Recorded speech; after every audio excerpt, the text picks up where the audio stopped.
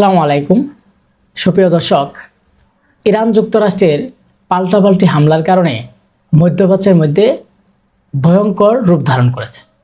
বিশেষ করে সৌদি আরব, কুয়েত, কাতার এবং তুরস্ক, বাহরাইন এই দেশগুলোর মধ্যে এমন একটা পরিস্থিতি তৈরি হয়েছে যে কোনো মুহূর্তে ইরান তাদের উপর আক্রমণ করতে পারে।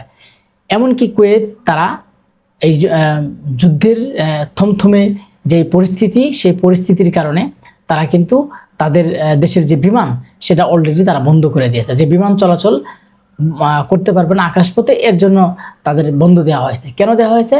তার কারণ হচ্ছে যে ইরান যুক্তরাষ্ট্রের যুদ্ধ যেইভাবে মধ্যপ্রাচ্যের মধ্যে ছড়িয়ে পড়েছিল তার চেয়েও আবারও ভয়ঙ্করভাবে রূপ ধারণ করতে যাচ্ছে। তার মূল কারণ হচ্ছে যে কয়েকদিন আগে যুক্তরাষ্ট্রের একটি বিমান সেই তেহরানের যেই হরমুজ প্রণালী আছে সেখানে গিয়ে বিধ্বস্ত হয়। তারপরেই ইরানের উপরে কিভাবে আক্রমণ করবে, ইরানকে কিভাবে ধ্বংস করে দেবে তার জন্য পরিকল্পনা করে। এমনকি অবশেষে ইরানের উপর খুব শক্তভাবেই আক্রমণ চালায় যুক্তরাষ্ট্র। ইরান আগেই বলেছে যে তাদের শক্তি সামর্থ্য সবসময় তারা প্রস্তুত থাকেন এবং তারা সবসময় যুদ্ধের জন্য প্রস্তুত থাকেন। তারা জানে যে যুক্তরাষ্ট্রের হাত থেকে তারা কখনো রক্ষা পাবে না এবং তারা যে কোনো সময় যে কোনো সুযোগ নিয়ে ইরানের উপর আক্রমণ করতে পারে। এর জন্য ইরান সবসময় প্রস্তুত থাকে। যদিও যুদ্ধবিরতি, তারপরেও ইরান প্রস্তুত যে তাদের উপর যে কোনো মুহূর্তে আক্রমণ করতে পারে। কিন্তু তার এই ডোনাল্ড ট্রাম্প যখনই হামলা করেছে তার সাথে সাথেই দেখেছি যে কুয়েত এবং বাহরাইনে এই দুটি জায়গায় হামলা করেছে। আবারও নতুন করে যখন যুক্তরাষ্ট্র হামলার চিন্তা করেছে এবং হামলা করেছে কয়েকটি জায়গায়, তখন ইরান বুঝে গেছে যে এখন ডোনাল্ড ট্রাম্প যতদিন রেস্টে ছিল, রেস্টে থাকার মূল কারণ হচ্ছে তারা যখন ইরানের সাথে যুদ্ধ করে সে সময় তাদের যে অস্ত্রপাতি ছিল, তাদের যে ক্ষেপণাস্ত্র ছিল, তাদের যে ড্রোন ছিল, তাদের অর্থনীতির অবস্থা একদম ভঙ্গুর হয়ে গেছিল যুক্তরাষ্ট্রের। যেই কারণে পাকিস্তানের দ্বারস্থ হয়, চীনের দ্বারস্থ হয়, অন্যান্য দেশের দ্বারস্থ হয়ে ইরানকে কিভাবে থামানো যায় এই চিন্তা, এই পরিকল্পনা করেছিল।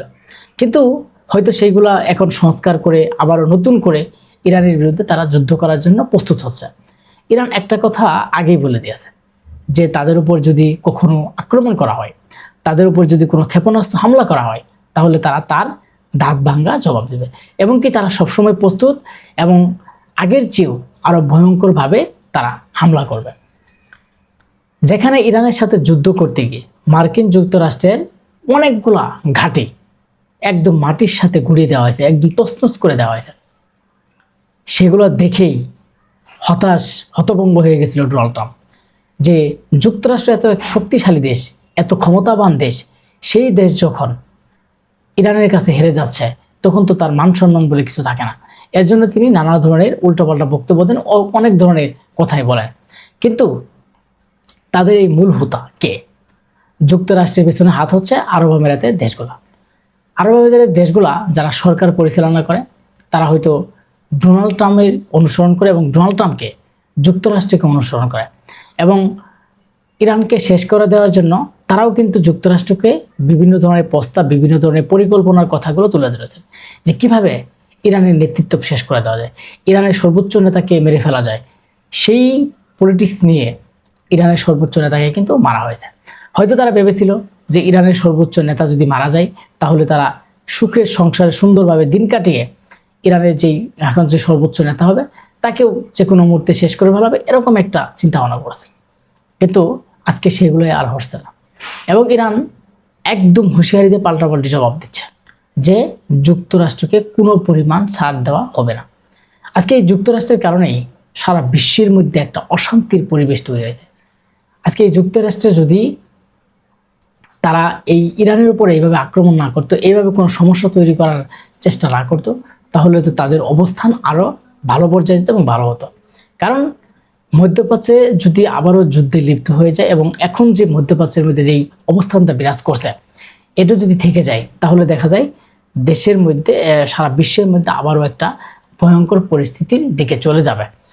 ইরান যুক্তরাষ্ট্রের পাল্টাপাল্টি হামলার কারণে 21টি মার্কিন ঘাঁটিতে হামলা করেছে ইরান এবং মধ্যপ্রাচ্যের যুদ্ধের ধামামা কিন্তু অলরেডি শুরু হয়ে গেছে। ইরান কোথায় হামলা করেছে?